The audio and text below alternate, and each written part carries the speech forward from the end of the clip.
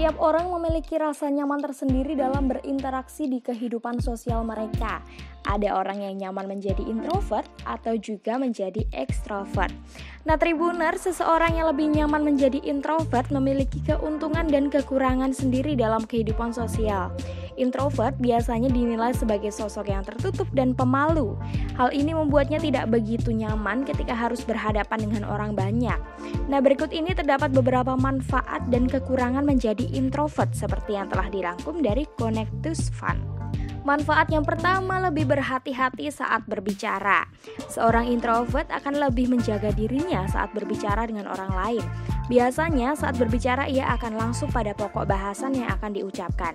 Ia juga akan berusaha semaksimal mungkin untuk menjaga perkataannya agar tidak melukai perasaan orang lain. Yang selanjutnya, fokus.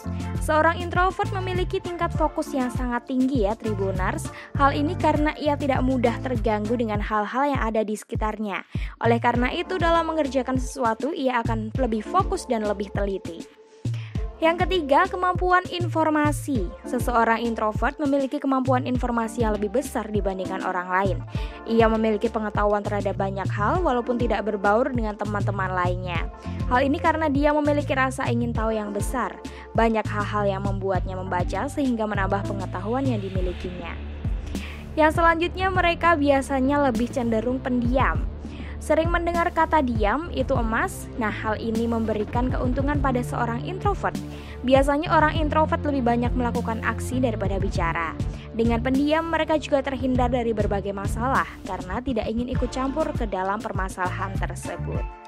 Ada pula kerugiannya ya Tribuners. Yang pertama, tidak berpartisipasi dalam lingkungan sosial. Walaupun introvert tidak dianggap kasar, terdapat beberapa hal yang dilakukannya membuat orang lain kesal dengannya. Hal ini karena cara atau perilaku seseorang introvert dianggap sulit untuk diajak komunikasi dan membuat orang tersebut kesal.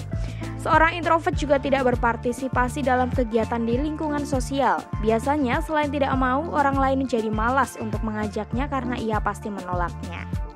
Yang selanjutnya, kesan pertama yang buruk. Nah, saat pertama kali bertemu, setiap orang pasti menginginkan kesan pertama yang baik ya. Namun seorang introvert biasanya mendapat kesan yang buruk. Hal ini karena sikapnya yang sulit atau tidak asyik saat diajak bicara. Orang introvert juga biasanya cuek sehingga orang lain bisa menilainya sebagai orang yang sombong. Yang selanjutnya, komunikasi verbal. Introvert biasanya akan berhati-hati dalam berbicara, namun saat berbicara dengan orang lain terkadang membuatnya tidak merasa nyaman dan stres. Jika hal itu terjadi, pembicaraan yang dilakukan menjadi tidak efektif. Yang terakhir, tidak ada kenalan atau jaringan. Kenalan atau jaringan sangat perlu terutama saat beranjak dewasa. Hal ini karena kenalan akan membantu dalam berbagai hal, terutama pekerjaan.